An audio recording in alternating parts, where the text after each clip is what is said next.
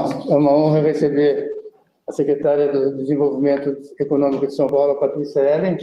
Nós nos conhecemos durante a pandemia. Quem fez o Plano São Paulo, quem liderou o Plano São Paulo de contenção da doença aqui no estado foi a Patrícia Ellen. Eu lembro da primeira reunião que eu participei, ela que estava apresentando o plano.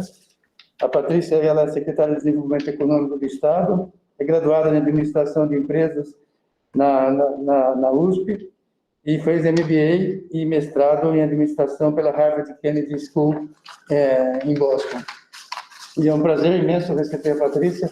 A Patrícia foi um desses encontros bons, nós ficamos quase que todo dia conversando por uns 6 meses seguidos, quando eu fiz a coordenação do grupo de contingência do estado de São Paulo. E ela formou um grupo de jovens que já trabalhavam com ela antes, são pessoas excepcionais que gerenciavam até hoje gerenciam todos os indicadores de Covid do estado de São Paulo. E comparam com os outros estados e comparam também com aquilo que vem acontecendo no mundo. Aqui no Hospital do Rim, a Patrícia acompanhou mais ou menos nossos números, de 12 mil pacientes que nós acompanhamos, mais de 2.240 adquiriram Covid, é um pouco maior do que a população geral, porque os testes aqui são realizados de maneira mais consistente do que na população geral, os pacientes são pacientes de maior risco, e a letalidade, que na população geral é 1 ou 2%, aqui no transplantado, por causa da imunossupressão, é 27%. Mas também, agora, ontem comemorou o primeiro dia que em São Paulo não teve nenhum óbito, aqui no Hospital do Rim também diminuiu bastante o número de casos. Eu costumo falar agora que o Covid está se despedindo, e essa impressão que nós temos, o que vem acontecendo, principalmente aqui no Hemisfério Sul. No Hemisfério Norte, o que vem acontecendo está bastante relacionado à não adesão à vacinação, como vem acontecendo aqui no estado de São Paulo. Essa é a minha impressão, mas nós convidamos a Patrícia exatamente para falar se isso tudo é verdade. Patrícia, muito obrigado. Então, esse é um grupo de pessoas, tem um grupo presencial, o José Roberto, diretor do Hospital São Paulo, o Lúcio, professor aqui da escola, o Hélio também, a Ivani Bosco, ela é a segunda suplente do Senado a Mara Gabriela, a Ivani, e a Marina toma conta de todos os registros nossos, e tem todo um grupo de professores, ou pessoas em outras áreas de economia que estão assistindo a sua apresentação. Muito obrigado, Patrícia. Muito obrigada. Bom, muito obrigada pelo convite. É uma honra estar aqui com vocês. Ontem foi um dia muito especial mesmo, né? Essa nossa conversa, essa aula foi programada sem imaginarmos e acabou sendo num dia muito auspicioso, né? Para mim, pessoalmente, ontem foi um dia muito emocionante. Quando a gente vê um dia sem óbito por Covid, né? Depois de quase 2 anos aqui nessa jornada, 1 ano e meio, doutor Medina, foi realmente um dia assim, que deu aquela sensação de dever cumprido, de um alívio grande que eu não sentia há muito tempo. E também especial estar aqui hoje, porque nessa pandemia a gente também trabalhou de formas diferentes, né? Teve uma operação de guerra ali que teve que ser montada, que eu acho que vocês, profissionais da saúde, estão até mais acostumados quando tem esses tipos de crise. Só que a gente teve que viver um pouco disso ali, né? A gente acabou ficando acampado no palácio. Eu fui para ficar sem data, né? A gente imaginava, sei lá, 1 mês, 2 meses, e a gente acabou ficando mais de 1 ano ali, literalmente acampados naquele salão que originalmente era um salão de eventos. A gente saiu de lá agora em julho, né? Então fiquei 1 ano e 3 meses ali nesse dia a dia, com essa função dupla ali na secretaria. E a gente conheceu muita gente, voluntários que se colocaram à disposição para ajudar. E o doutor Medina, sem dúvida, foi uma das pessoas mais especiais assim, que todos nós conhecemos, e é unânime, né? Todo mundo comenta isso, o nível de dedicação dos coordenadores ali do centro de contingência foi o mais dedicado, ficava ali com a gente acabou desenvolvendo essa relação, ficou todo mundo ali, virou uma família. Então, acho que hoje é realmente um dia especial para todos nós. Eu preparei alguns slides até para trazer um pouco dessa história. Eu ia fazer uma apresentação aqui, uma na FEA, né, também eu vi que tem economistas, administradores aqui também, e como o perfil aqui são profissionais que acabam tendo funções de administração, alguns dados aqui, os dados foram atualizados há 2 semanas atrás, mas é muito mais a metodologia, contar a história desse ano e meio, para vocês entenderem um pouco desses bastidores, que eu achei que seria até mais interessante. E aí, as últimas 2 semanas, a gente conta um pouco live aqui. Eu estava viajando nessas últimas 2 semanas, então atualizei a apresentação logo antes de viajar, e cheguei agora no final da semana passada, e foi super interessante também ter a chance, porque eu fui para os Emirados Árabes e para o Reino Unido. Os Emirados Árabes são o país com maior percentual de vacinação hoje, e o Reino Unido foi um país que passou por gestões assim muito diferentes da pandemia. Eles tiveram aquele processo no início de tentar fazer a imunidade de rebanho pela contaminação, né, pelo contágio, voltaram atrás, aí criaram um mecanismo muito duro de testagem e de vacinação, só que agora não estão conseguindo evoluir nessa etapa final de vacinação exatamente por essa questão da população que não quer ser vacinada. Então, essas últimas 2 semanas eu compartilho com vocês aqui exatamente para responder um pouco dessa última pergunta do doutor Medina. Mas lembrando um pouco como é que começou lá atrás na pandemia, ontem até estava fazendo um vídeo contando um pouco da história dos causos com o governador. Eu lembro que a gente ali no carnaval de 2020, eu consegui dar uma escapada assim para viajar, eu estava na Costa Rica. E aí, domingo de carnaval, o governador me liga, falando, olha, os casos de Covid estão se espalhando pelo mundo, vai faltar máscaras no Brasil. Ele me colocou uma coisa assim meio fora de contexto, estou falando das máscaras especificamente, que é as máscaras, né? E aí ele falou, começa a fazer um levantamento no mundo para entender o que está acontecendo. E aí eu comecei acabou o carnaval, né? Eu lá da Costa Rica, quase não voltei, inclusive, porque começaram a fechar as fronteiras, e teve eu liguei para todos os fornecedores de máscaras no mundo e todos me confirmaram, de fato, que iria faltar máscaras, né? No mundo já estava faltando, na verdade, e a gente começou a criar uma força-tarefa logística. Então, em paralelo, quando lançou o Centro de Contingência, a gente lançou um grupo de trabalho analítico para gestão de insumos, e aí o grupo tinha alguns blocos que eu vou mostrar para vocês, não sei se vocês conseguiram os slides, aí pode projetar, por favor. Aí, a primeira página mostra um pouco como é que a gente começou a se organizar. A gente criou, eu voltei correndo, aí naquela semana a gente se reuniu, criou uma estrutura de gestão e governança da pandemia. Eu tenho, quanto tempo, doutor Medina? Meia hora? 40 minutos. 40 minutos, tá. Só para eu me organizar aqui no tempo. Na próxima página, tem essa estrutura que a gente criou. Está um pouco pequenininho ali, não sei se dá para ver, mas tem o Gabinete de Gestão de Crise, né, com a Secretaria de Governo, aí o Comitê de Saúde Operacional, um Comitê Econômico, um Comitê Administrativo e um Comitê de Segurança. Então, cada um deles cuidando exatamente desse olhar aí de insumos, de gestão da pandemia, e aí a gente criou um núcleo ali, o Grupo Empresarial Solidário e Econômico, que a gente percebeu que ia precisar de muitas doações, muita coisa que a gente ia precisar, não ia dar tempo de fazer editais, processos de compras públicas, algumas coisas a gente ia ter que fazer requisição, não sei se vocês lembram, mas a gente chegou a fazer a requisição de suprimentos de máscaras, no caso, na época, até com a 3M, né? A gente também criou um núcleo de consultorias e parcerias, que foram os que integraram com a gente esse gabinete de crise, né, que o doutor Medina fez parte, e um grupo de pesquisa, tecnologia e inovação que começou a montar toda a estrutura de dados e que deu origem ao CIMI, ao Sistema de Monitoramento Inteligente, onde a gente conectou todos esses dados que vocês têm acesso hoje, de internações, de casos, de óbitos, e que a gente começou a publicar. E ali tinha o IPT, né, que é o Instituto de Pesquisas Tecnológicas, que integrava todos esses dados, junto com a Prodesp, e a gente levantava os dados pela saúde, pela Secretaria, até de transportes e logística, porque a gente começou a usar muito indicador de deslocamento. Então, essa estrutura foi criada e ela foi evoluindo. Na próxima página, a gente tem aqui um pouquinho como é que a linha do tempo ali foi evoluindo. A gente criou ali o Centro de Contingência, né, isso dia 26 de fevereiro, o governador, assim que se confirmou o primeiro caso de Covid, ele já oficializou a criação do Centro de Contingência e, em paralelo, o Centro de Operações de Emergência. Teve um decreto do Estado, né, que trouxe toda essa operação. Também a gente começou a ter uma série de recomendações de fechamento temporário de atividades. Aí a gente foi para a mídia, a primeira vez eu lembro que a gente decidiu, assim, em horas, a questão dos shoppings, que começou a ter problema no Chile, saqueamento. Esse primeiro fechamento foi até curioso. que foi uma visão de saúde, mas foi uma visão também alinhada com os estabelecimentos comerciais, que eles estavam com medo de ter saqueamento, eles preferiam fechar, né? Então, os astros se alinharam ali por razões diferentes, a gente estava alinhado, então quando a gente fez o primeiro anúncio, todos eles estavam alinhados conosco. Então, a gente fez fechamento temporário de museus, escolas, estabelecimentos comerciais, para tentar conter de uma forma emergencial a circulação das pessoas.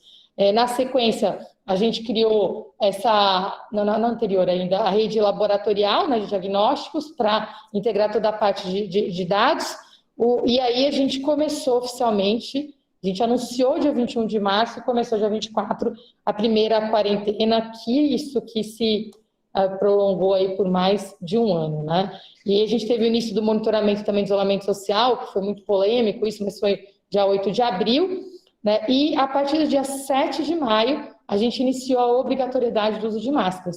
São Paulo foi um dos primeiros lugares no mundo a fazer isso. Então, eu dei o exemplo do Reino Unido, Londres não tinha isso, a maioria dos lugares do mundo não tinha, então a gente foi muito pioneiro nesse processo e somos um dos únicos lugares do mundo que ainda mantemos e nunca interrompemos a obrigatoriedade do uso de máscaras. Isso é muito importante, né, quando a gente vai combinar ali a informação efeito vacina com essa questão do efeito máscara.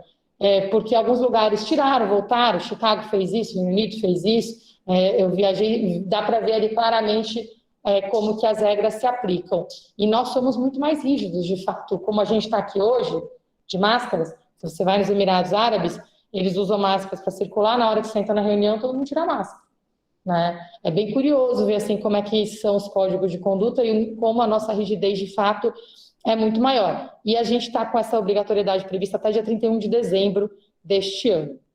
Vai ser certamente a região no mundo que mais manteve, pelo percentual, inclusive, da população imunizada e, mais importante, ininterruptamente. Talvez a gente tenha agora, no final do mês, o primeiro teste de liberação em ambientes ao ar livre, mas mantendo a obrigatoriedade. E aí teve o início dos testes da Coronavac já 31 de julho, né, que foi outro momento importante, o lançamento do programa de monitoramento de contatos um pouco antes, e em setembro a gente começou a testar o retorno das aulas de reforço, com aquela questão da desigualdade dos alunos, mas as aulas foi um outro grande desafio. Na próxima página, só para fazer um pouco do depara, para vocês já entenderem os grandes números, né? No começo da pandemia, a gente tinha 3.500 leitos de UTI. Hoje a gente tem 9.200 leitos, tá? Então teve uma mudança e uma expansão muito grande no sistema de saúde. A nossa capacidade de processamento de testes da RT-PCR eram 2.000 testes no começo da pandemia. Hoje a gente tem uma capacidade de 17.000. Na verdade, essa capacidade é muito maior, porque isso aqui é só rede pública. E na maior parte dos testes hoje são processados na rede privada. Mas a gente ampliou a nossa capacidade aqui numa velocidade sem precedentes. Nós temos uma capacidade hoje 20 vezes maior do que a original. O sistema de informação, quando a gente iniciou, era muito incipiente. Por exemplo, o censo Covid que vocês acompanhavam aqui não existia, isso foi criado, né, no decorrer do processo, e hoje a gente tem um modelo de transparência total que tem todos os indicadores.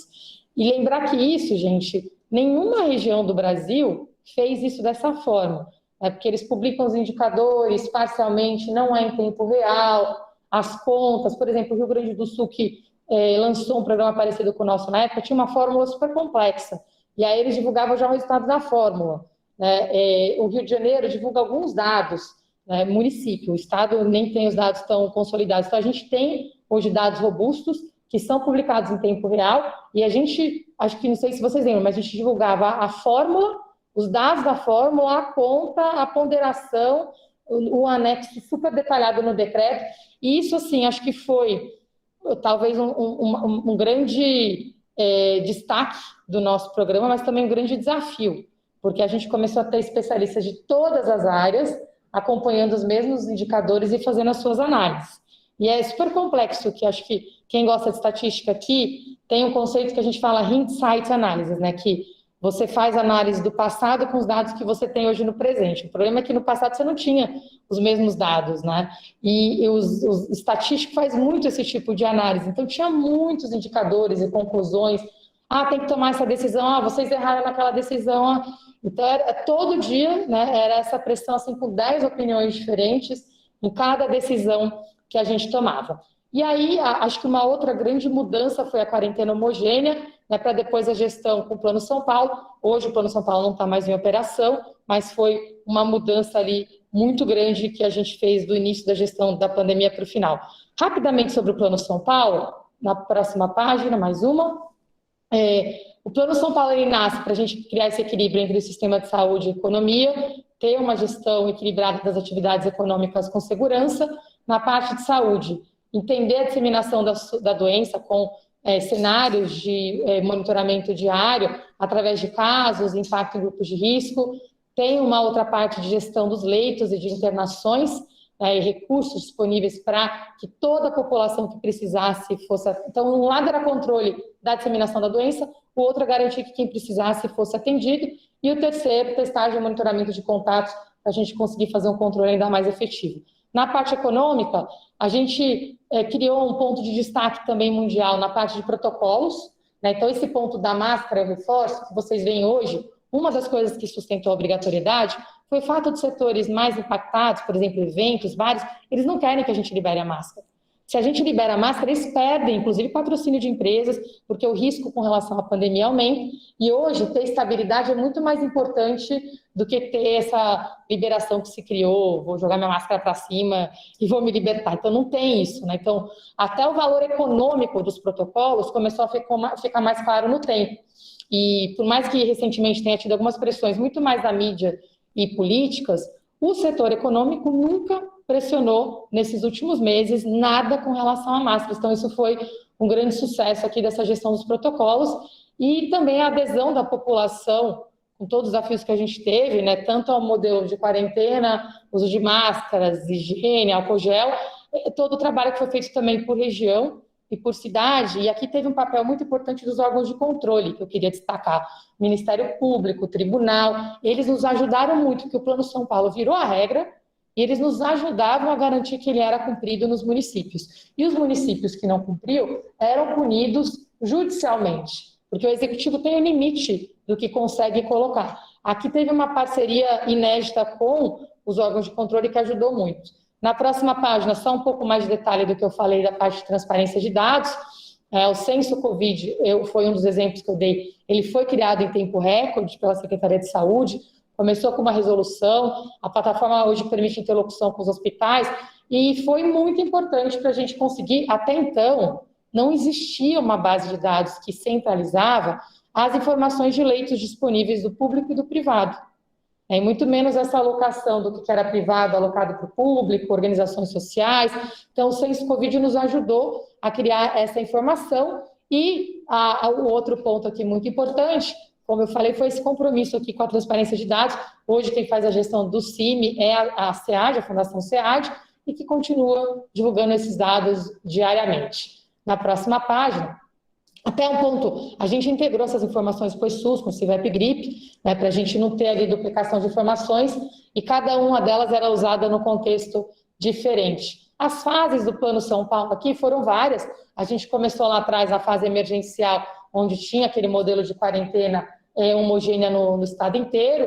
A gente foi evoluindo aqui e começou a trabalhar no modelo regionalizado, onde a gente chegou a ter aqui regiões no vermelho, no laranja, no amarelo, né? E até uma fase em outubro do ano passado, a gente teve algumas regiões no verde também, por pouco tempo, ali entre setembro e outubro. Em novembro a gente começou a ter um aumento de casos novamente, a gente entrou na fase emergencial de novo para todo o estado, manteve isso por alguns meses, e aí a gente saiu do estado todo da fase emergencial e foi retirando de uma forma... Então, a gente teve uma fase homogênea no começo, heterogênea por uma grande parte da duração do Plano de São Paulo, voltou para uma fase homogênea de novo, porque a gente percebeu naquela saída da pandemia, se a gente tratava de uma forma diferente as regiões, a gente acabava perdendo o controle da pandemia de novo, e aí a gente está na fase atual, essa fase azul aqui da retomada, onde praticamente todas as restrições foram retiradas, as últimas saíram agora, no início de novembro. O que foi a mudança agora desse mês? Até o início desse mês, era proibido fazer qualquer atividade que gerasse aglomerações.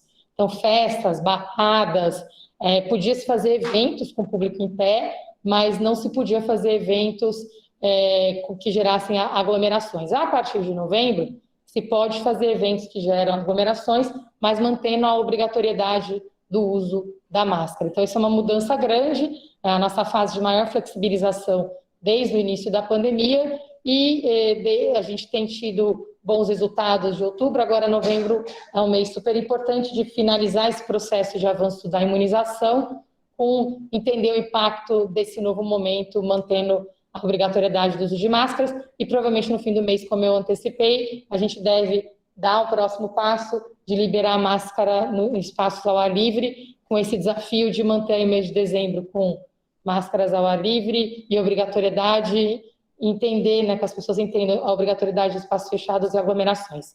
Na próxima página, aí um pouco dos dados para vocês entenderem a evolução, eu só trouxe para vocês verem assim como que mudou, né? Se você pegar as últimas semanas, é ainda mais impressionante, mas assim, a vacinação, o avanço da vacinação aqui realmente fez com que a gente tivesse um controle muito rápido da pandemia.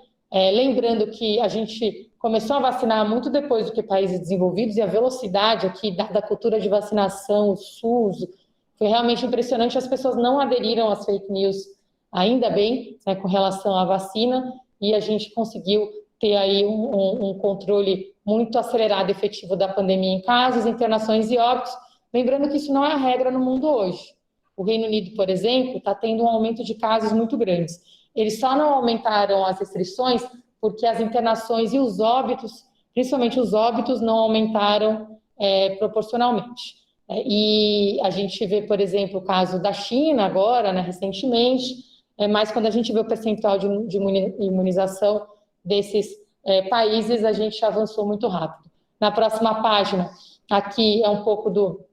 A gente está no mínimo histórico diariamente, a gente está menos de 1.500 agora, tá? Despencou mesmo a quantidade de pacientes internados em UTI, é o nosso menor número na história, como ocupação de leitos aqui, peguei o dado de ontem, só para vocês terem uma ideia, porque realmente a gente despencou 23,67%, e como eu disse, pela primeira vez com 0 de óbitos, e a ocupação de leitos de referência, por exemplo, é de 10%, então a gente está no menor número, com 1.375 pacientes internados em UTI, 1.636 em enfermaria, 3.000 internados no total. Na próxima página, isso aqui, uma conta de estatística que eu descobri que é muito complexo de explicar para as pessoas, mas a gente usa, mostra a taxa de aceleração da pandemia. A gente quer manter essa taxa abaixo da linha ali do zero. É tão simples quanto isso. Mas por que é confuso? Que eu descobri que eu tive vários problemas assim com pessoas que é uma matemática complexa, porque quando está subindo e está abaixo de zero, as pessoas acham que a pandemia está piorando. E quando está descendo e está acima de zero, as pessoas acham que a pandemia está melhorando. Mas não é, porque acima de zero está acelerando e abaixo de zero está desacelerando. Então, a gente quer manter abaixo de zero. Qualquer número acima de zero preocupa, é óbvio que a gente quer que ele vá reduzindo, e qualquer número abaixo de zero nós estamos bem. Então, hoje a gente mantém abaixo de zero. A gente até imagina que nas próximas semanas, como a gente já está no patamar tão baixo, em algum momento suba um pouquinho, né? Então, controlar ali perto do zero, mas é o quadro que a gente mais usa assim para acompanhar e entender e conseguir enxergar algumas semanas na frente como é que vai ser o nosso cenário de evolução da pandemia. Na próxima página. Aqui a gente compara a média móvel de casos com outros países, e aqui a gente viu como a gente se desconectou, que era um pouco daquilo que eu falei para vocês. Olha o Reino Unido, olha a taxa ali, por exemplo, Estados Unidos, todos eles hoje têm números de casos acima dos nossos.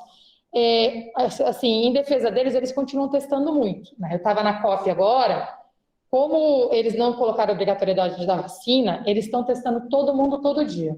E lá o NHS, diferente da Anvisa, que liberou o teste autoaplicável. Então, eles mandam kits de testes para a casa das pessoas, desde há um ano eles começaram com essa política, eles mantiveram. Então, eu estava lá, você pode ir em qualquer lugar, farmácias, hotéis, pedir kits de testes. Eles dão o lateral flow test, e que você pega, você mesmo faz o seu PCR, sai o resultado, é autodeclaratório, que já seria um desafio aqui no Brasil, e você manda o seu teste com o QR Code do teste, mas o resultado é você que manda, para a NHS controlar diariamente. Sem fazer esse teste, você não entra em grande parte dos estabelecimentos. Então, na COP, todo dia a gente tinha que apresentar um teste novo, feito de manhã, para poder entrar no evento, com a obrigatoriedade do uso de máscaras também.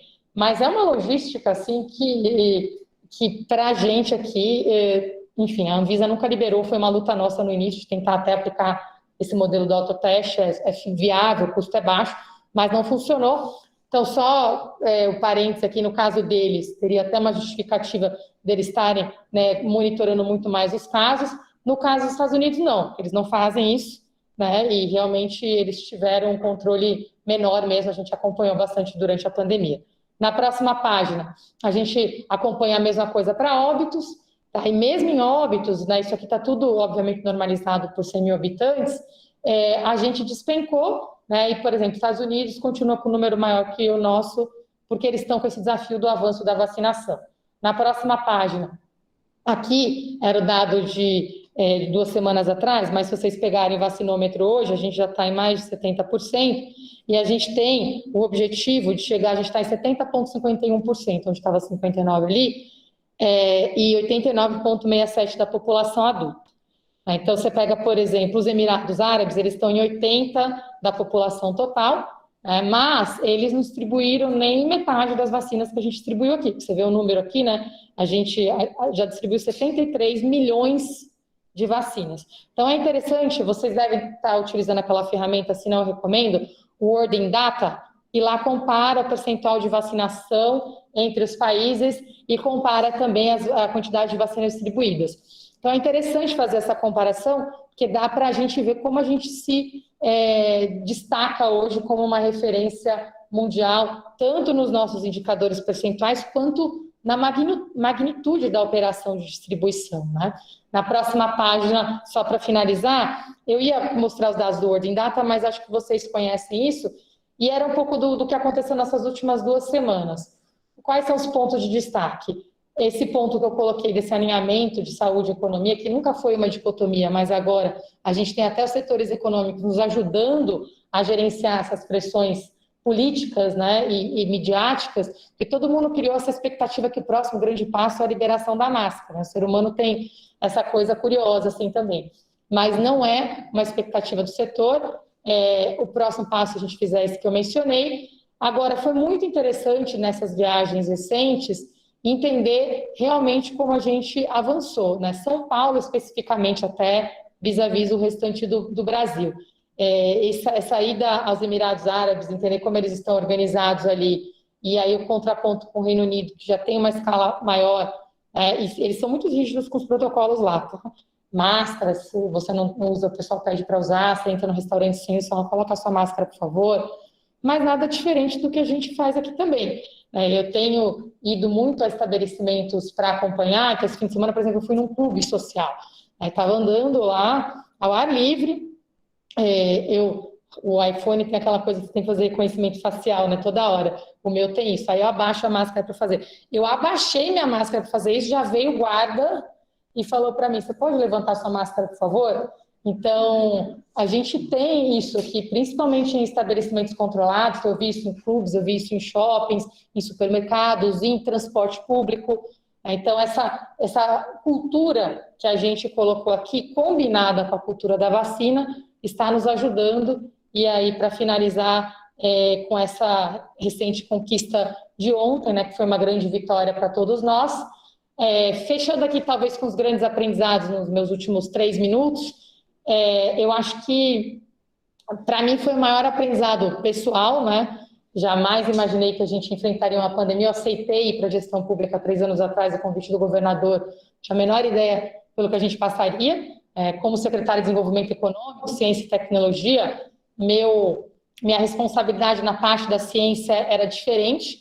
Acabou que, por 2 razões, ele acabou pedindo minha ajuda. Uma, eu fui consultora, eu era sócia de uma consultoria por 20 anos, então minha especialidade era montar esses gabinetes de crise em prefeituras, estados, governo federal, E, mais recentemente, antes de assumir, eu era presidente de uma empresa de tecnologia na área de saúde, do grupo United Health, a Optum, e até curiosamente eu fazia muito essa parte de análises estatísticas para vacinas, para medicamentos, né? Fazia amostras para clinical trials, fase 1, fase 2, então muito do que a gente fazia ali, a gente teve que fazer aqui a toque de caixa. É óbvio que eu não preciso aqui ensinar a missa ao padre, mas a gente nunca fez estudos, né, em um tempo tão curto, como foi feito com as vacinas ao redor do mundo, e todos os medicamentos de Covid, medicamentos, processos, protocolos. É um feito histórico para a humanidade a gente ter tantas vacinas circulando, com os seus riscos também, né, envolvidos, o que inclusive alimentou muito essa parte de fake news.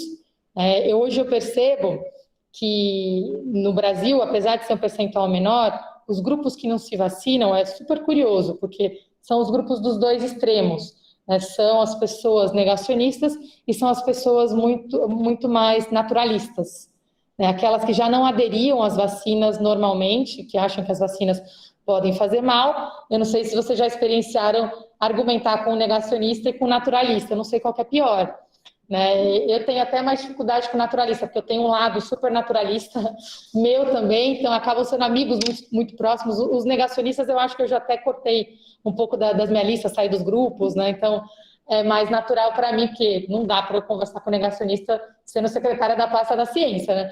Mas até tento, às vezes, quando é da família, né? O tio, o pai, o sogro. Mas naturalista é curioso, porque eles começam a argumentar sobre a vacina tal tem muito metal, a vacina tal tem risco de infertilidade, a vacina... Então, eles estudam, né, e estudam todos os riscos. E, de fato, essas novas vacinas, até com período curto de estudo, elas têm mais riscos percentualmente do que as vacinas tradicionais. Então, é uma conversa sem fim, assim, inútil. Por sorte, é a minoria. A gente conseguiu ter um avanço aqui, como eu disse, sem precedentes. E, como anedota, existem países super desenvolvidos que têm essa discussão de uma forma muito mais radical. Um exemplo, minha irmã mora na Austrália. Eu não sei quem tem acompanhado aqui o caso da Austrália, mas a Austrália continua em lockdown até hoje. Eu tenho um sobrinho que vai fazer 1 ano que eu não conheci. Minha irmã engravidou, teve o filho e ela não pode sair de lá e a gente não pode ir para lá. E não importa se está vacinado ou não, agora eles vão liberar pela primeira vez, ela deve vir no final do ano. E foi uma luta para ela conseguir se vacinar. Primeiro grávida, não deixava. Depois amamentando, vários riscos para a puérpera. E assim, o próprio governo e os médicos colocavam todos esses empecilhos, né? Então, é um dos países hoje, a gente sempre tinha né, o sonho de país era a Austrália. É um dos países com menor percentual de vacinação. Então, dá para fazer um estudo antropológico olhando os dados ali do World in Data, né? Porque é muito curioso para a gente ver países que a gente imaginava que eram tão desenvolvidos que não conseguem evoluir no percentual de vacinação, e não é por falta de disponibilidade de vacinas, mas sim pela cultura da região, da sociedade, e até utilizando dados científicos. E aí, meu último ponto é esse: além do aprendizado pessoal, do aprendizado antropológico, o Dr. Medina ali virou um psicólogo muitas vezes ali, porque a gente tinha dias, não dá nem para acreditar, né, Dr. Medina? Assim, acho que essa pandemia revelou o melhor e o pior dos seres humanos. Então, todo dia tinha alguém que surtava por algum motivo, né? E a gente tinha que ficar lá firme. Acho que foi, imagino vocês aqui, acho que foi de fato um exercício de resiliência, principalmente para os profissionais da área da saúde. E eu acho que também um desafio em uma prova de fogo para a ciência. E fechando aqui, minha preocupação hoje, no caso do Brasil, é realmente o espaço que a ciência ocupa no âmbito federal. O Orçamento Nacional de Ciência e Tecnologia, ele caiu para 1/3 do que ele era 2 anos atrás. Semana passada, quinta-feira, eu estava na nossa reunião do Fórum Nacional dos Secretários Estaduais de Ciência e Tecnologia, junto com o ministro, em Brasília, e foi muito triste, de fato, ver... O ministro é uma boa pessoa, mas, assim, o nível de enfraquecimento, de descrédito da ciência no âmbito federal. Por outro lado, em São Paulo, a gente tem um orçamento hoje 40% maior do que ele era há 2 anos atrás. Então, foi uma luta que a gente teve de manter o orçamento com a reforma administrativa. Quando vocês devem ter acompanhado essa discussão do vínculo do ICMS, era muito porque a gente teve um aumento orçamentário com a reforma administrativa e alguns advogavam que não deveria aumentar o orçamento para a ciência, mas deveria manter fixo o orçamento absoluto. E a gente lutou para manter o percentual, e com isso a gente teve um aumento, de fato, do orçamento absoluto. A gente está falando hoje, juntando as universidades estaduais públicas, a FAPESP e o IPT, a gente tem um orçamento hoje de mais de 17 bilhões de reais. Então, é um orçamento muito grande, e que fez com que São Paulo se descolasse do resto do Brasil. Então, hoje, 80% do investimento em tecnologia de ponta é feito em São Paulo. E a FAPESP sozinha financia mais de 50% de todas as pesquisas realizadas pelas FAPs no Brasil. E essa diferença só tende a aumentar pela situação que eu vi em Brasília na quinta-feira. Isso reflete diretamente em tudo que a gente está discutindo aqui, né? Porque a gente tem um Butantan rodando, a gente tem uma infraestrutura rodando, porque a gente investiu nessa infraestrutura.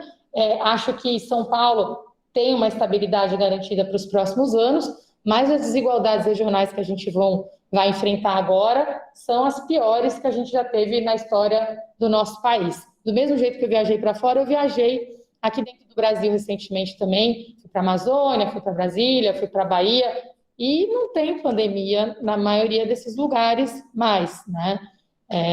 E muitas vezes a pandemia até é usada para isolamento, por exemplo, os indígenas têm uma portaria maluca agora que proíbe que eles sejam visitados, apesar de estarem todos vacinados. Então, assim, tem muita coisa esquisita acontecendo, e ao mesmo tempo que eu fiquei com orgulho de ver a situação de São Paulo comparada com os países mais desenvolvidos, eu fiquei muito preocupada vendo a situação dos outros estados do Brasil, e eu acho que todos nós aqui que compartilhamos esse amor pela ciência precisamos ficar atentos e escolher muito bem os nossos governantes aí para os próximos anos, porque esse quadro, seja quem assumir daqui para frente, vai ter um legado, um passivo para corrigir, bastante grande nessa área especificamente, que os números são realmente avassaladores. Então, finalizo aqui minha fala e agradeço de novo a oportunidade.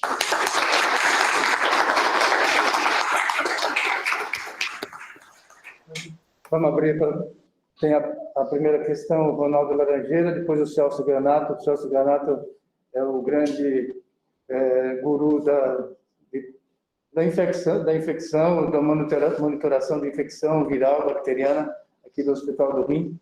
Toda vez que tem algum surto novo, ele que é chamado. Você quer falar primeiro?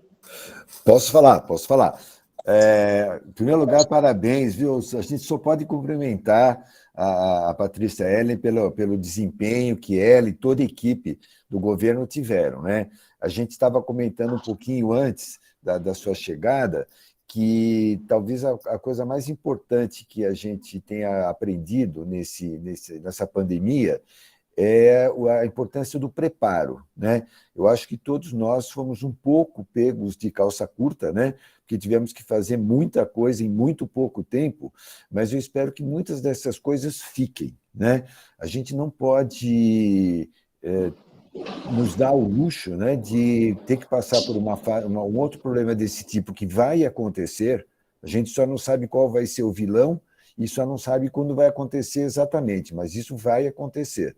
Então, nós não podemos chegar numa hora dessas, não tem insumos para fazer os testes, não pode ter dificuldade de comprar máscara, álcool em gel, né? É lógico que ninguém vai manter esse número de leitos de UTI, com esse gasto que isso tem sem necessidade, mas a gente tem que ter gatilhos para fazer isso adequar esse número muito rapidamente, né?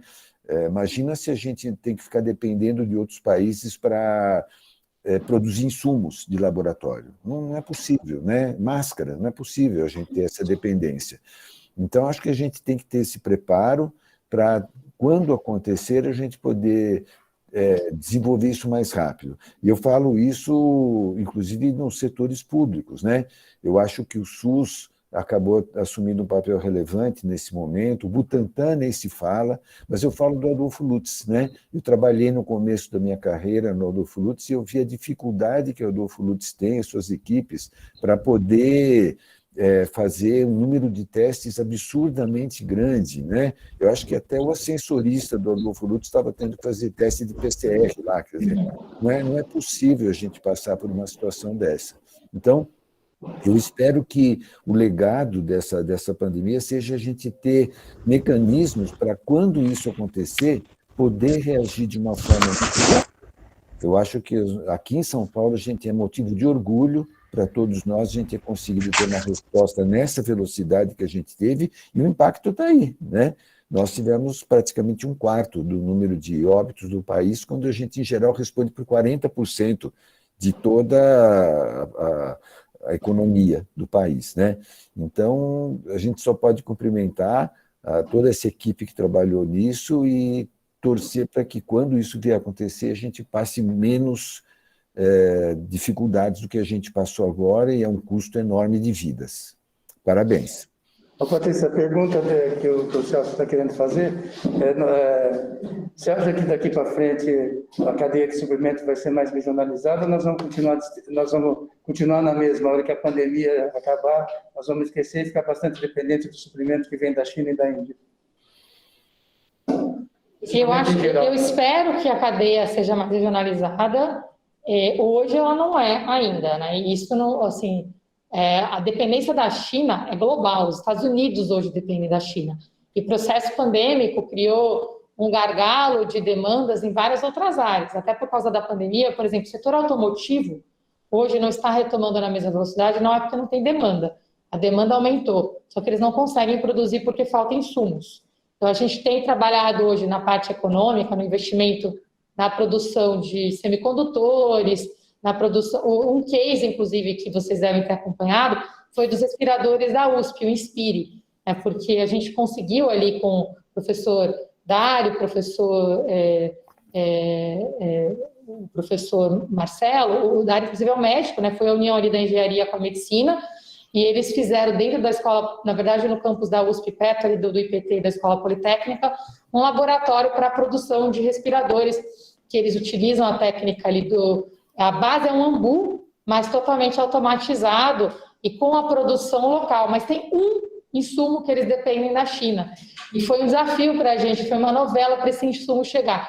Talvez seja um dos equipamentos que tenha menos dependência da China, porque a maioria dos outros respiradores precisava da válvula da China. A gente não precisava, porque eles fizeram essa produção local, mas tinha um dos insumos eletroeletrônicos que, sim, tinha uma dependência da China, mas como era um insumo menor, que dava para comprar em escala, eles hoje já produziram mais de 800 respiradores que continuam salvando vidas no Brasil inteiro. Até hoje eu recebo deles a tabela de distribuição, né, um respirador que saiu a um custo muito menor, R$10 mil, um respirador normal não sai por menos de 150, 200 mil reais. Ele é invasivo também, então ele permite a aplicação invasiva quando necessário, e ele é menor, então ele serve tanto como emergencial como invasivo, e também não depende de cilindros de oxigênio. Então ele acaba criando ali um modelo muito útil para a gente, principalmente em regiões remotas. Mas até esse que foi produzido aqui, que tem um modelo assim incrível de trabalho, tem esse desafio do insumo, e eu vejo isso refletido em outras indústrias. Então, a questão da cadeia de suprimentos é, sem dúvida, acho que o maior desafio econômico aqui do avanço da indústria tecnológica, e essa dependência aqui geopolítica com relação à China é global. A gente tem alguns desafios políticos também hoje com relação a isso, né? Porque o governo federal fechou muito as negociações com a China. Então, a gente tem outras dificuldades políticas que eu vou aqui poupar os detalhes, e tem algumas outras questões na parte tributária, que a gente facilitou muito a entrada de produtos importados e reduziu os incentivos para a produção local. Então, hoje, o cenário é bastante desafiador para a gente resolver esse ponto. Eu concordo que ele é uma grande preocupação, mas sendo super honesta aqui, eu não vejo um ambiente para a gente resolver isso de uma forma conclusiva nos próximos anos, com os mecanismos que estão postos. Na verdade, os incentivos são contrários para aumentar essa dependência de utilizar produtos importados. A Helena Sato, que é do Comitê de Contingência. Helena. Oi, Patrícia. Olá, bom dia a todos. Patrícia, eu acho que a gente teve muito pouca oportunidade depois de conversar, não é? Trabalhamos juntos esse período todo, né? Estava no comitê de contingência, estava na direção do CVE quando nós tivemos aí o início da pandemia, mas quero aqui, sabe, a público colocar que foi uma das minhas experiências mais gratificantes nesses meus mais de 30 anos trabalhando na Secretaria da Saúde, uma ação integrada, não é, com as várias esferas aqui do governo, né, com as nossas regionais, com os nossos municípios. Então era isso, era só uma declaração de agradecimento a todos, não é, por toda essa experiência e por todo esse trabalho que tivemos enfrentando um dos nossos maiores desafios em relação à saúde pública. Obrigada. O Gilberto Natalini está congratulando a tua apresentação e todo o seu trabalho. O Ronaldo Laranjeira é presidente da Sociedade Paulista de Desenvolvimento da Medicina, que administra, tem 60 mil funcionários trabalhando na área da saúde. Ronaldo, no sistema público. Em primeiro lugar, parabéns. Pelas palavras, viu? Foi uma honra trabalhar com você também. Em primeiro lugar, parabéns por todo esse trabalho. Eu acho que o Estado de São Paulo tem que estar muito, muito orgulhoso por toda essa parte técnica que fez a diferença nessa pandemia, e eu sou muito orgulhoso de fazer, estar participando aí do dia de hoje. Mas uma questão, eu sou psiquiatra, né? Uma questão que vive me incomodando, e a gente tem visto isso no nosso dia a dia, é na questão escolar, né? E o quanto que o impacto de 2 anos na pandemia na questão escolar, em relação ao atraso acadêmico, os quadros de ansiedade, de abandono da escola, né? O que você vê, o que você possa falar de positivo nesse aspecto, né? Que eu não, talvez por ignorância, não tenho visto acontecer isso, e eu acho que essa é uma das principais questões dos adolescentes aí, de ter ou abandonado a escola, ou ter essa defasagem, né, e essa desconexão com a escola. Acho que vai ser um longo processo de reconectar essas crianças aí à escola. Como é que você vê esse um dos maiores problemas pós-pandemia, ou durante a pandemia e pós-pandemia? Bom, obrigada, Ronaldo. Vou aproveitar para cumprimentar o Gilberto Natalini também. Muito bom revê-lo, Gilberto. Obrigada pelas palavras. O tema da educação, sem dúvida, é um dos passivos que a gente tem da pandemia. A pandemia escancarou e exacerbou o nosso cenário de desigualdades no Brasil. Eu costumo dizer que na pandemia todo mundo passou pela mesma tempestade, mas uns estavam ali numa lanchinha, no cruzeiro, e outros não tinham nenhuma boia para se segurar.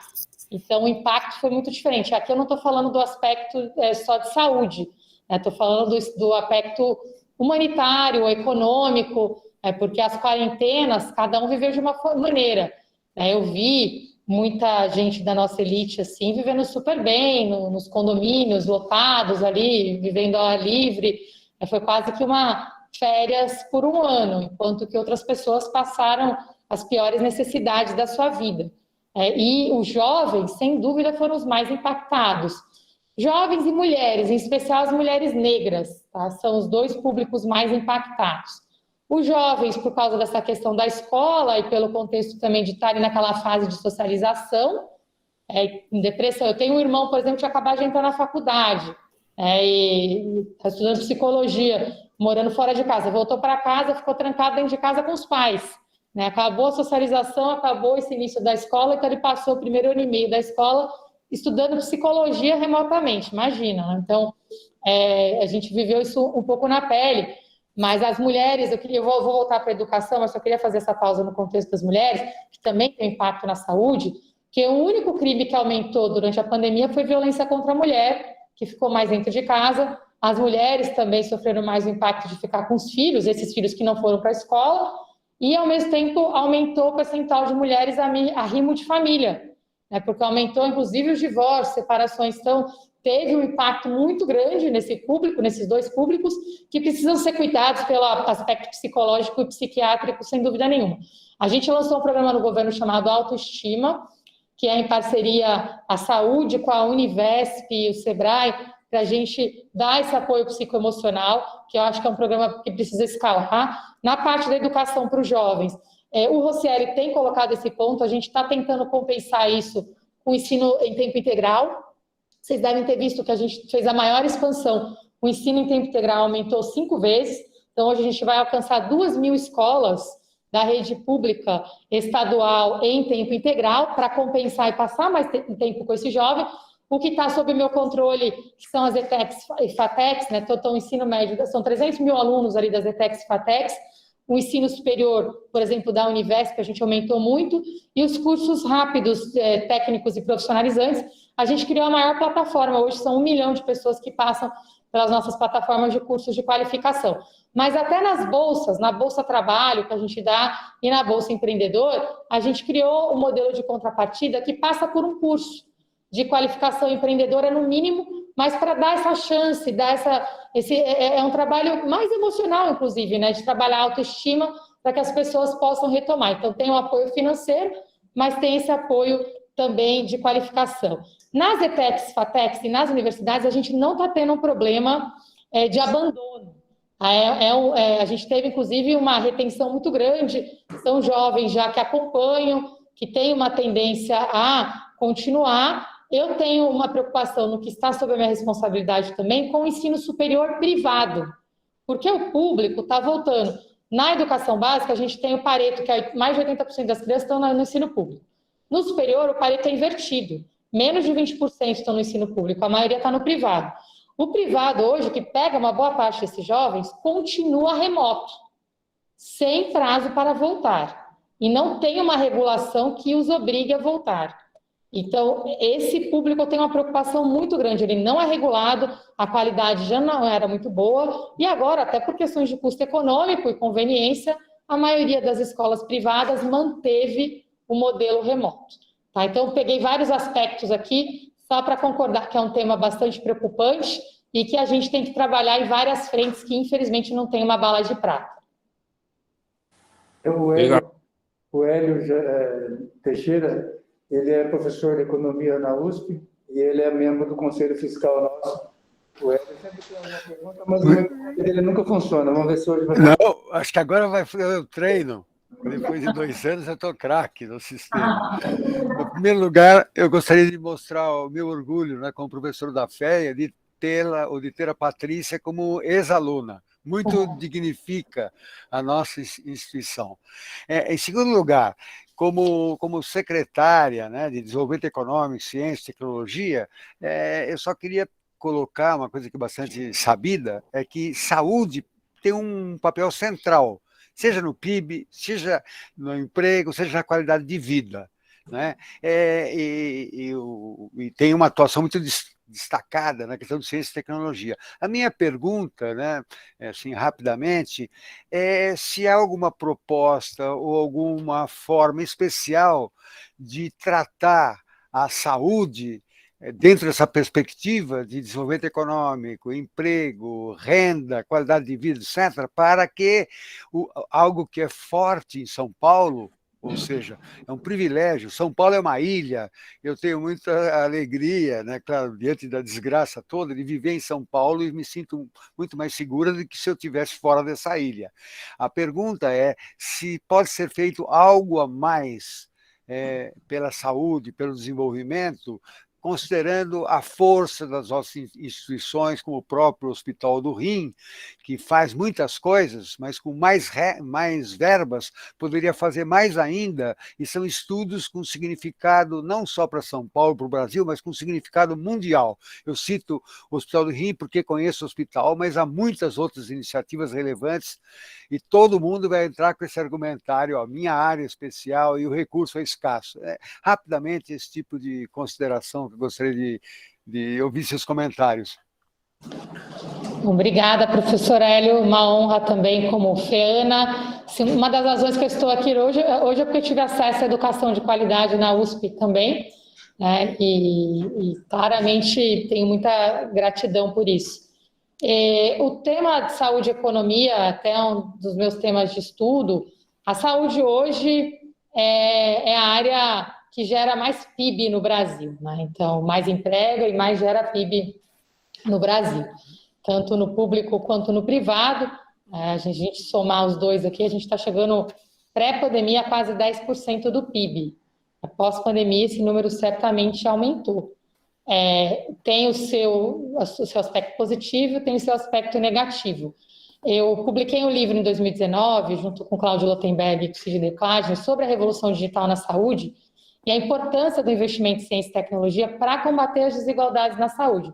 Se a gente fizesse uma conta de solução das desigualdades na saúde, considerando o custo atual da saúde por habitante, o que é solucionar as desigualdades? É chegar à universalização total da básica e também de média e alta complexidade, e considerando a nova pirâmide etária com rápido envelhecimento da população. Nessa conta a gente chega, até 2025, numa saúde que custa entre 20% e 25% do PIB, ou seja, insustentável. Mas, ao mesmo tempo, a gente não pode dizer que a gente não vai avançar. Então, a gente tem que avançar na melhoria da qualidade da cobertura, ao mesmo tempo criar modelos de custo que sejam mais factíveis e eficientes. Isso só acontece com investimento muito claro em ciência, tecnologia e inovação, usando esse conceito de casos de uso, né? Quais são os desafios que eu quero resolver? E no livro eu falo muito de quais são os principais desafios. Eu vou citar um aqui, professor Hélio, para não ficar... A discussão conceitual é muito interessante, a gente pode fazer um debate inteiro assim, sobre isso, mas eu vou pegar um caso pontual que eu acho que poderia ser um legado positivo da pandemia, que não é ainda, que é a questão da telemedicina. A telemedicina é um dos pontos que eu destaco no livro como um tema a avançar. Na época era proibido. Com a pandemia, a gente teve uma aprovação emergencial, um grande avanço regulatório na questão da telemedicina, e a gente não avançou como a gente poderia ter avançado, nem no público, nem no privado. A gente continua num contexto de desigualdade absurdo. É que eu, no contexto pandêmico, consigo fazer teste, falar com o meu médico, fazer vídeo call, o pobre não consegue. É inexplicável para mim, né, a gente não ter deixado isso como legado. Teve alguns avanços no público? Teve. Esse modelo aqui de a consulta do especialista com o generalista, mas honestamente o atendimento para o público poderia ter avançado muito mais. E aí, concretamente, professor, só para deixar uma provocação, a gente tem investido muito, a saúde é a área que a gente está mais investindo em pesquisa de tecnologia, tanto pela FAPESP, quanto nos programas de aceleração que a gente lançou. O IDEAGOV do governo é um programa de aceleração. Todos os desafios que a gente colocou nas primeiras ondas do IDEAGOV são de saúde. E aí tem uma parceria super legal que a gente fechou com o Hospital das Clínicas, de fazer testes dentro do IPT, que é o nosso projeto aqui do lado da USP, né, o CIT, o Instituto de Pesquisas Tecnológicas, tem laboratórios incríveis, tem laboratório de bionanotecnologia, dá para fazer pesquisas em saúde super avançadas, pesquisa de células tronco com microchip, enfim, o céu é o limite, e eu acho que tem um espaço bem concreto aqui de o Hospital do Rio escolher uma, duas vocações principais, e a gente tem um avanço concreto nessa direção.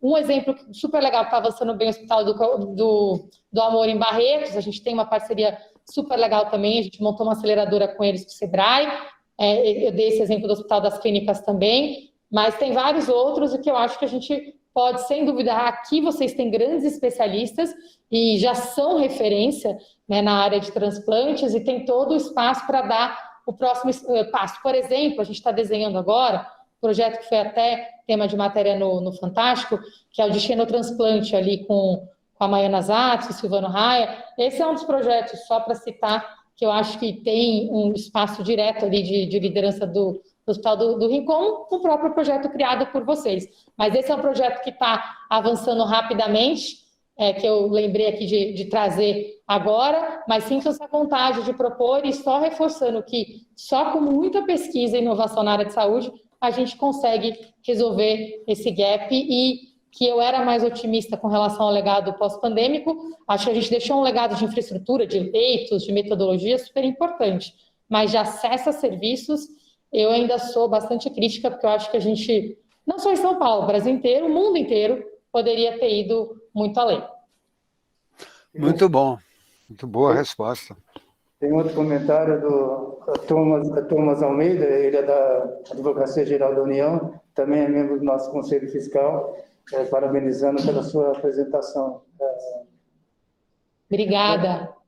Eu queria, para encerrar, agradecer bastante a oportunidade que eu tive de trabalhar com você lá, ainda continuamos trabalhando, e principalmente para trabalhar com o grupo, a Bárbara, a Júlia, o Eduardo, o Fernando e o Santiago, que são pessoas jovens, assim, da faixa etária de pouco menos de 30 anos, com uma dinâmica, assim, com um desassossego enorme, que criaram uma série de indicadores, trabalhavam o dia todo com isso, liderado pela Patrícia, e como a Patrícia falou, nós acampamos ali naquela sala, naquele salão, e lidava com todas as situações de saúde até a parte de economia e como podiam lidar com a situação da Covid no estado de São Paulo inteirinho, que é 45 milhões de habitantes. Eu queria agradecer mesmo, assim, você tem uma disposição assim, absurda, né? Trabalha o tempo todo liderando e criando novas ideias. Aí, parabéns pelo seu trabalho lá. Estamos muito gratos com a sua presença aqui, Patrícia, muito grato mesmo. E a palavra é sua. Eu não tenho mais nem o que dizer. O doutor Medina chegou uma hora assim, meu time inteiro queria trabalhar com o doutor Medina e eu também, né? Então, acho que é só agradecer mesmo. Ontem a gente chegou nesse número tão importante e eu acho que a gente olha para trás e perde um pouco da referência, né? Tem coisas que a gente quer até esquecer na nossa vida, assim, mas... e muita gente fica me perguntando, qual que é o seu próximo passo? Qual que é o seu próximo passo? Eu falei, gente, vocês não estão entendendo. Agora eu estou me dando liberdade de viver o passado, assim, porque você estava ali tão focado em correr, entregar, né, e salvar vidas, mas cada decisão impactava em tantas vidas, em tantos empregos, né, que a gente começa a esquecer até que a gente é humano mesmo. E o Dr. Medina, acho que sempre foi ali um ponto de apoio humano mesmo, assim, para a gente... a gente teve muitos momentos de conversas, todo mundo às vezes ficava muito emocionado, né? As pessoas em quarentena, longe das famílias, ficaram ali trancadas num processo muito intenso. E eu sinto isso, que eu ainda quero viver minha quarentena, assim, para conseguir decantar tudo que a gente viveu, até para a gente poder fazer melhor para frente também, né? Eu vejo muito essa pressão que a gente coloca na gente mesmo, de entregar qual é o próximo passo, entregar qual é o próximo... E na saúde tem muito isso, porque como se trata de vidas, eu vivi isso por 1 ano e meio, mas vocês vivem isso todos os dias, né? E no livro, eu esqueci de trazer, vou mandar para vocês os exemplares aqui, mas toda a lógica e o ponto do livro, eu falo muito de tecnologia, mas a mensagem principal, né, que a tecnologia, quando bem aplicada, ajuda a gente a fazer o que a gente faz de melhor, que é sermos bons seres humanos. E o ponto é muito esse, né? A beleza da saúde é esse resgate da humanidade, no olho. Quando eu defendo a telemedicina, quando eu defendo esse contato, é muito para as pessoas terem esse acesso e se sentirem acolhidas, porque a maior parte da minha família não vive a realidade que eu vivo, né? E o Dr. Medina até acompanhou, me ajudou em alguns casos, assim, porque eu graças a Deus, assim, não tive nenhum óbito em parentes próximos, né, durante a pandemia, não por Covid, tive por outras razões, mas eu tive familiares que foram internados e eu vi o dilema deles, porque eles ficavam sem informação. A diferença quando você tem o privilégio de ter acesso e quando você não tem o privilégio de ter acesso. É muito diferente a relação. E a tecnologia nos dá essa oportunidade única, porque aqui, você vira para um médico, um enfermeiro, uma enfermeira, num dia a dia, no hospital público, com menos recursos, com um triplo de pessoas para atender, e pede para ser mais humano, você fala, pelo amor de Deus, né? Mas, ao mesmo tempo, se você usa os recursos para otimizar essa interação e dar mais tempo exatamente, né, para o profissional da saúde poder ter esse contato humano, eu acho que a gente dá um salto quântico nesse dia a dia. E a gente tem um desafio para frente, a gente vai ter outras pandemias, mas tem uma coisa que já é a realidade, que a gente envelheceu antes de prosperar. A gente tem uma população muito mais velha e uma cultura que fala de tudo menos da morte, né, que deu espaço, inclusive, para muitos modelos de saúde curiosos entrarem, porque as pessoas preferem, assim, me engana que eu gosto, me deixam lá internado. Eu, por exemplo, eu morei na Suécia, né? Que é muito duro o regime, todo mundo é sistema público, e eu lembro que a avó do meu namorado, ela estava com câncer muito avançado quando eu estava lá. Ela foi fazer uma consulta, o médico falou para ela, olha, você tem 2 escolhas, fazer um tratamento com quimioterapia, mas na sua idade você vai sofrer muito, você vai ter uma sobrevida de 1 ano, com uma qualidade piorada, a outra opção é você voltar para casa, ficar 6 meses com a sua família, mais ou menos, a gente te ministra a morfina, mas você vai ter uma oportunidade de passar um tempo de qualidade com a sua família. Esse tipo de conversa é impossível de ter no Brasil, porque a nossa cultura não permite isso. E, ao mesmo tempo, a gente tem essa realidade hoje, e no meu livro eu vou deixar, porque eu faço essas contas e mostro, a gente tem alguns desafios assim, muito importantes, éticos e questões de valores nossos, assim, para a gente realmente debater como é que a gente vai lidar com essa nova sociedade que já é a realidade hoje. Não existe um sistema no mundo que tenha os 3 desafios que a gente tem na intensidade que a gente tem, que a pandemia é nosso dia a dia. Eu estava no Acre, eles estão com problema com malária. Quem faz pesquisa lá, inclusive, é a FAPESP, né? Então, essa é a nossa realidade, né, de doenças tropicais, e a gente, ao mesmo tempo, aumentou muito a presença de doenças crônicas e é um dos países que mais tem presença de causas externas. Então, a gente tem as 3 coisas ao mesmo tempo, numa intensidade sem precedentes. Como é que a gente vai lidar com isso? Então, eu termino minha fala com agradecimento, mas também com essa reflexão. Uma das razões que eu comecei a trabalhar na área da saúde, minha família sempre me motiva para o próximo passo. Eu comecei com educação, desenvolvimento econômico, e a saúde foi que eu comecei a fazer conta. Eu falei, gente, eu vou ter que ficar muito rica para pagar convênio para a minha família inteira, porque eu tenho 115 pessoas de primeiro grau, né? Aí eu falei, então é mais fácil ajudar a resolver os problemas da saúde do país. Mas são problemas, assim, muito complexos, que não tem resposta fácil, né?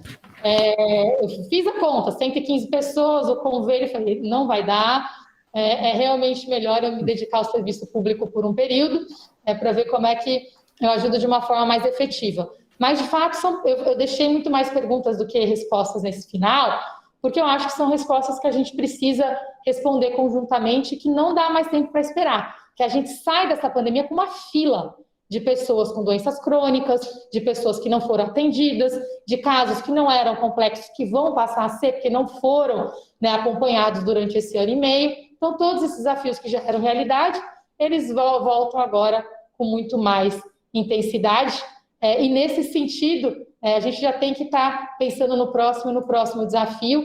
E eu termino realmente com esse agradecimento a todos vocês. Assim, é uma área que eu admiro muito, que agradeço todos os dias por ter profissionais dedicados, assim como vocês, salvando vidas, e acho que realmente com essas 2 reflexões, não esqueçam de cuidar dos seres humanos que vocês são e de pensar nesses desafios que a gente tem e não cobrar uma solução que muitas vezes nenhum de nós tem, mas sim a gente tem que ter processo para trabalhar nessas soluções, porque são desafios de uma sociedade que envelheceu antes de prosperar e que tem essa tripla carga de doenças que nenhum país do mundo tem. Então, acho que a boa notícia é que a gente vai ter que inovar mais do que qualquer país do mundo. Então, volto na pergunta do professor Hélio, minha expectativa é que a nossa saúde seja não só a que mais emprega, a que mais prospera, mas a que mais inova no mundo, porque grandes soluções precisam sair daqui, porque certamente a gente é o lugar que mais concentra grandes desafios e tem muita sabedoria também na nossa história. Então, uma das áreas mais recentes que eu estou entrando é na parte de pesquisa de medicina tradicional, entender como é que era o trabalho dos indígenas. Eu fui para a Amazônia, inclusive, para isso, resgatar, não sei se vocês viram, a gente lançou o Fundo Amazônia Mais 10, e lá tem um pilar super forte de saúde, inclusive, também.